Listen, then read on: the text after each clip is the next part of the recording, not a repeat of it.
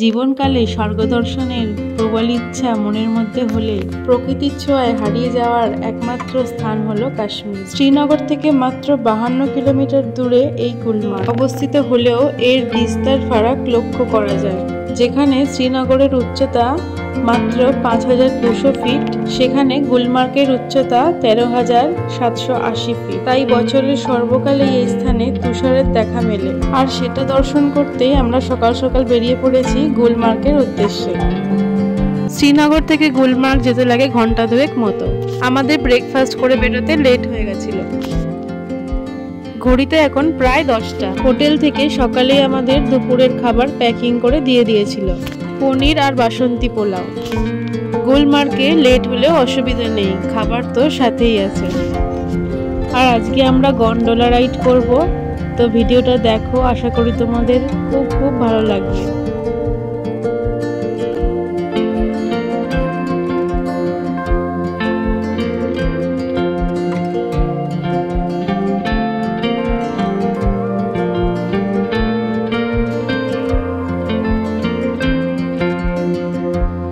রাস্তার অপরূপ সৌন্দর্য অন্বেষণ করতে করতে আমরা এগিয়ে চললাম দূর পাহাড়ের দেশে। ওই যে দূরে সাদা পাহাড় দেখা যায়, ওইখানেই আমাদের গন্তব্য। ভাবতে অবাক লাগছে যে আমরা ওই পাহাড়েরই শীর্ষে উঠব। তবে রাস্তায় আমাদের থামতে হবে টার্ন মার্কে, আর আমাদের ভাড়া করে নিতে হবে জুতো এবং জ্যাকেট। তো আমরা সেটাই করে নিলাম, জুতো ভাড়া করেছিলাম, জ্যাকেটটা আর ভাড়া করিনি। এখানে অনেকটাই সোনমার্গের থেকে অনেকটাই রেট বেশি, মানে জ্যাকেট আর জুতো নিয়ে 400 টাকা। তো আমরা জ্যাকেটটা নিইনি, জুতোই ভাড়া করেছিলাম শুধু।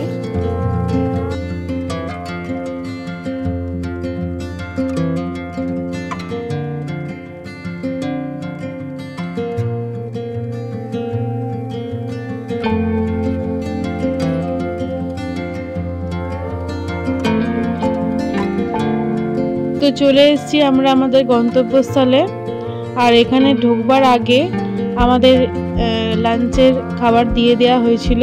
এখন বাজে প্রায় 1টা, আর এখন লাঞ্চ না করে নিলে এরপরে ফিরতে ফিরতে আমাদের অনেকটাই বিকেল হয়ে যাবে। তার জন্য গাড়িতে বসেই খাবারটা খেয়ে নিয়েছিলাম।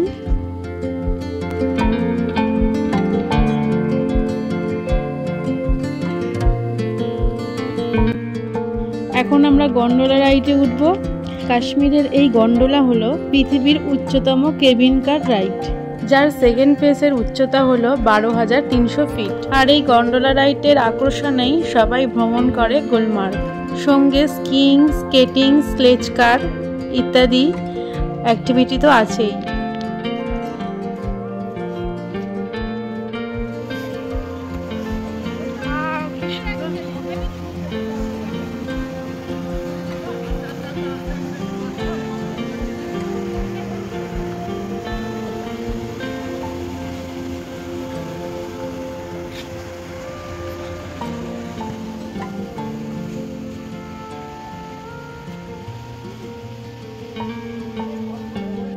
এই গন্ডোলা রাইডের ডিমান্ড কিন্তু সারা বছর খুবই বেশি থাকে, তাই আগে থেকে টিকিট বুক করে আসতে হবে, না হলে টিকিট পাওয়া যাবে না। তো গন্ডোলার যে মেইন জায়গা সেখানে চলে এসেছি। আর ভিড় দেখো তোমরা, লেভেলের ভিড় রয়েছে এখানে। তো টিকিট আমাদের অনলাইনে বুক করা ছিল, তো সমস্ত টিকিটের কাগজপত্র, আধার কার্ড, এগুলো সব 1 ঘন্টা লাইন দেওয়ার পরে আমরা ভেতরে ঢুকতে পারলাম।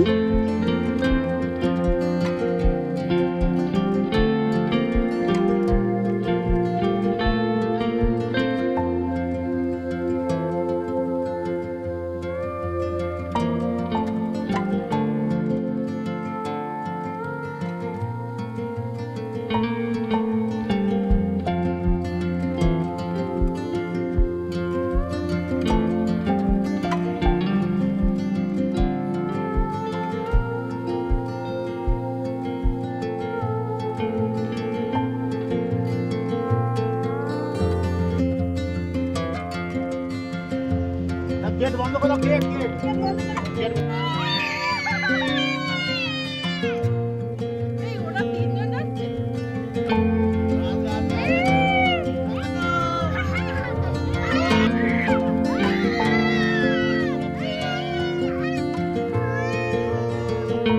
এই ভয় লাগছে।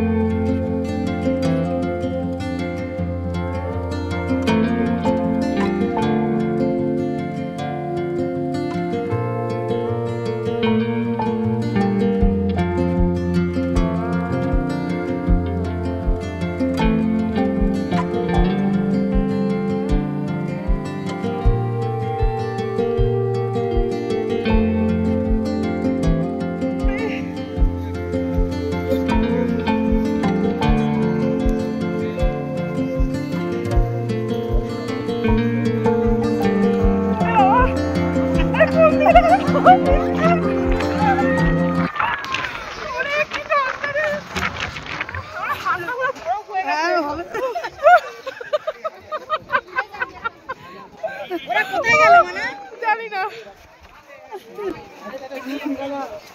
অফিসে ওই সময় থাকো চালু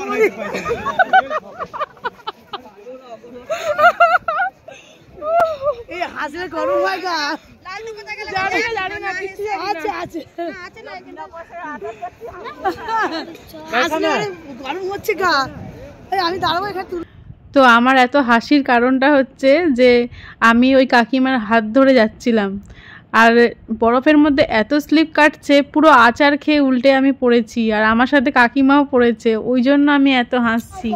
তো সেটা তোমাদেরকে বলে দিলাম যে এত হাসির কারণটা। আর সত্যি কথা বলতে এত ঠান্ডা আমি কল্পনা করতে পারিনি যে এখানে এতটা ঠান্ডা হবে। সোনমার্গের ওখানে তো এক রকমের ঠান্ডা ছিল, ওখানে হাওয়াটা দিচ্ছিল না, আর এখানে পুরো কনকনে ঠান্ডা হাওয়া, যেটা আমি নিতে পারছিলাম না। তোমরা দেখলেই হয়তো বুঝতে পারবে ওয়েদারটা একদমই মানে ঠান্ডা ওয়েদার, আর কি বলবো মেঘলা ওয়েদার যেটাকে বলে, পুরো ঠান্ডা কনকনে হাওয়া দিচ্ছে, মানে আমি ভাবিনি যে এতটা ঠান্ডা হবে।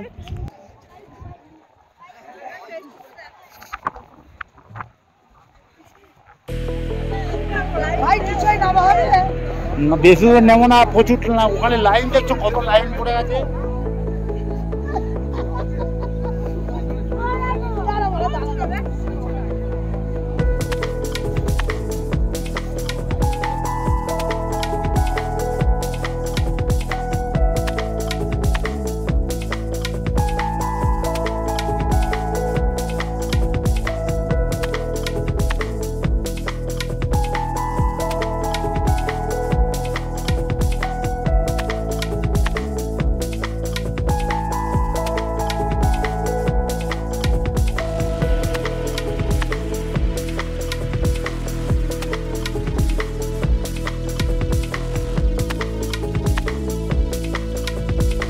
তো বন্ধুরা আমরা এটা ফেজ 1-এ এসেছি, ফেজ 1-এই এতটা বরফ, আর ফেজ 2-তে গেলে তো আরও বরফ। ওখানে খুব একটা মানুষজন যায় না, মানে যায় কিন্তু আমার মনে হয় না আর প্রয়োজন আছে বলে বরফের।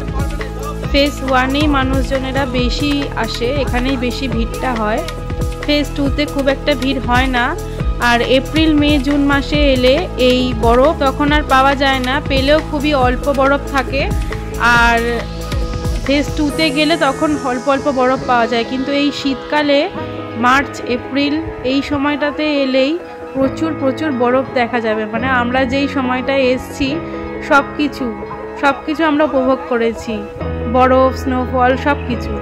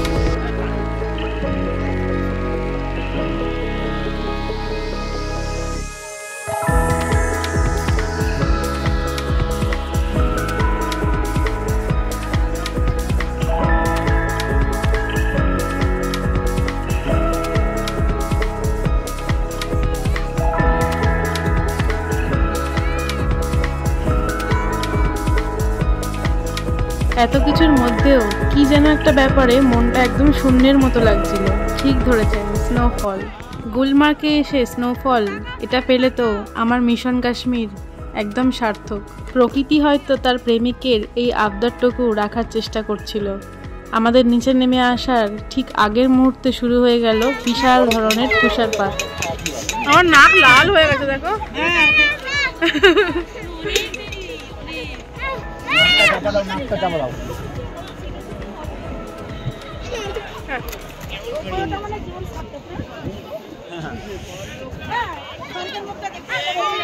আরে চোখে ঠান্ডা লেগে যাবে দাদা, চোখটা জ্বালা।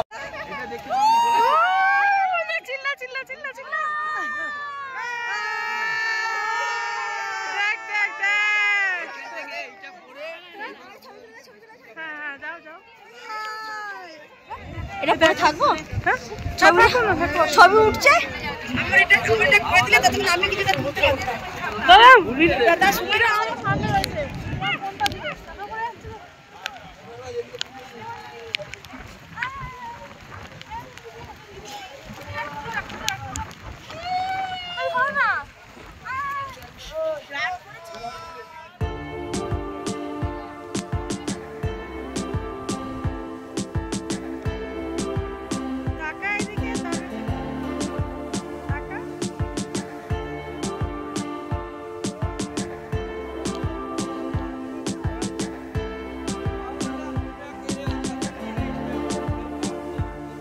এই কত পড়ছে,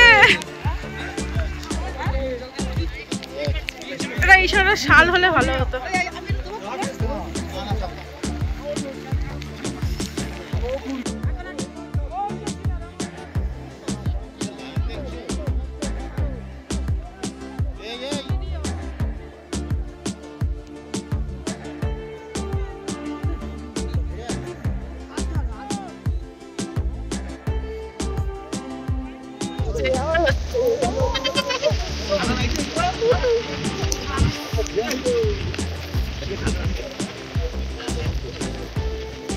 কি গো তোমাকে তো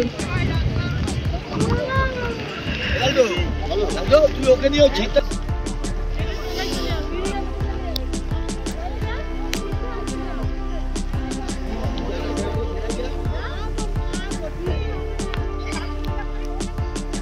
গেছে গেছে। হ্যাঁ হ্যাঁ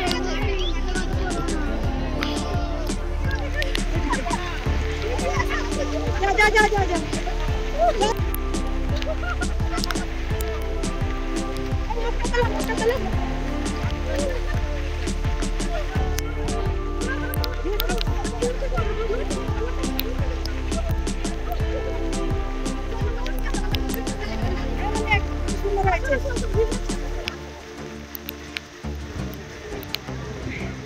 ভালো হয়েছে, ভালো হয়েছে, খুব সুন্দর হয়েছে। দিদি যাও, দিদি যাও।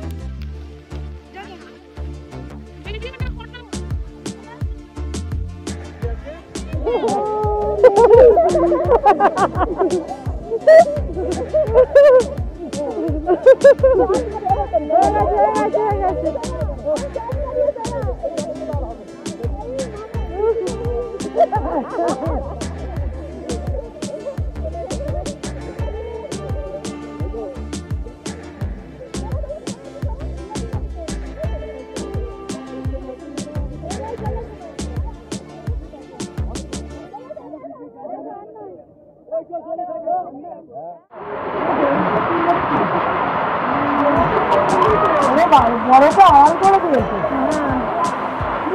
বড়টা অন করে গেছে।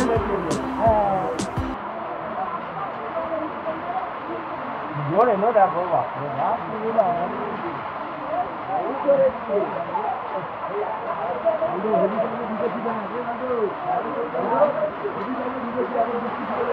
আরো জোরে এসছে, জোরে।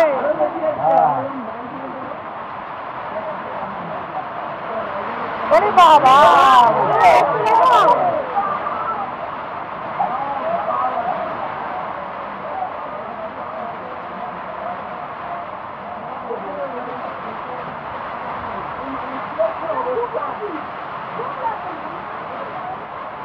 এখানে কোনো দিন রাত সব একই রকম, ইয়ে নেই দেখো। তো দেখলে বন্ধুরা কত জোরে স্নোফলটা এসছে, তোমরা আওয়াজ শুনে নিশ্চয়ই বুঝতে পারছো খুব খুব মজা করলাম। এখন আমাদের ফেরার পালা, তাই লাইনে দাঁড়িয়ে আছি। হ্যাঁ ওরা ওখানে উঠে পড়েছে।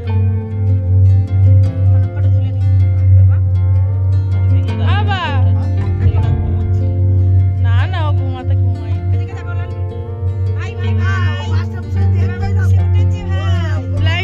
লাইনে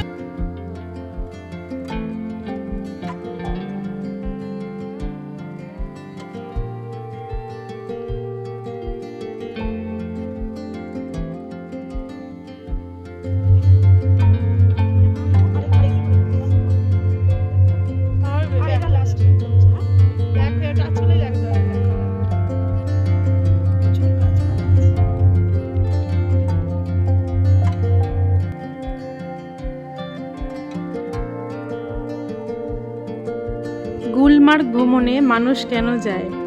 জম্মু কাশ্মীরের এই হিল স্টেশনটি সুইজারল্যান্ডের কোনো বরফ মোড়া শহরের থেকে কম কিছু নয়, যার কারণে এখানে সারা বছরই পর্যটকদের ভিড় লেগে থাকে। জাস্ট অসাধারণ, এই জায়গাটা হেব্বি সুন্দর লাগছে, হেব্বি সুন্দর। এটা হচ্ছে গুলমার্গের ভ্যালি, কাশ্মীর কি ভ্যালি, এই জিনিসের কোনো তুলনা নেই। তো জলের ফোঁটার জন্য ঠিক পরিষ্কারভাবে তোমাদেরকে দেখাতে পাচ্ছি না, তবে যেটুকু আমার ক্যামেরাবন্দি করতে পেরেছি সেটাইতেই আমার জীবন সার্থক।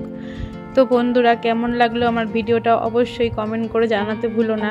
ভালো লাগলে অবশ্যই একটা লাইক করে দিও, আর যদি নতুন কোনো বন্ধু দেখে থাকো তাহলে অবশ্যই চ্যানেলটিকে সাবস্ক্রাইব করে আমার পাশে থেকো, আর বেল আইকনটা অবশ্যই অল করে রেখো, যাতে কোনো নতুন ভিডিও ছাড়লে তোমাদের কাছে অতি সহজেই ভিডিও নোটিফিকেশন চলে যায়। তো বন্ধুরা, আজকে ভিডিওটা এইখানেই শেষ করছি। আর তোমাদেরকে একটা জিনিস দেখাই, এইটা হচ্ছে মমতাজ আর রাজেশ খান্নার যে একটা গান আছে না, জয় জয় শিব শঙ্কর, সেই গানটা এই মন্দিরে শুটিং হয়েছিল। তো সেই মন্দিরটা তোমাদেরকে শেয়ার করলাম। এই মন্দিরটাতে আমি আর যাইনি, মানে যাওয়ার আর সুযোগ হয়নি, কারণ সন্ধে নেমে আসছিল আর ওয়েদারও খুব খারাপ হয়ে গেছিলো। যদি বৃষ্টি নামতো তাহলে অসুবিধা হয়ে যেত। তো ওই জন্য তাড়াতাড়ি করে গাড়িতে উঠতে হতো আর হোটেলে তাড়াতাড়ি পৌঁছাতে হতো, অনেকটা সময়ও লাগবে হোটেলে পৌঁছাতে। আর ভিডিওটা এই পর্যন্তই থাক। পরের দিনকে আমরা আবার শ্রীনগর ছেড়ে যাব পেহেলগাঁওতে, সেই ভিডিও আসবে। আর আজকে রাতে ছিল বিরিয়ানি, তো সেটা তোমাদের সাথে শেয়ার করে নিলাম।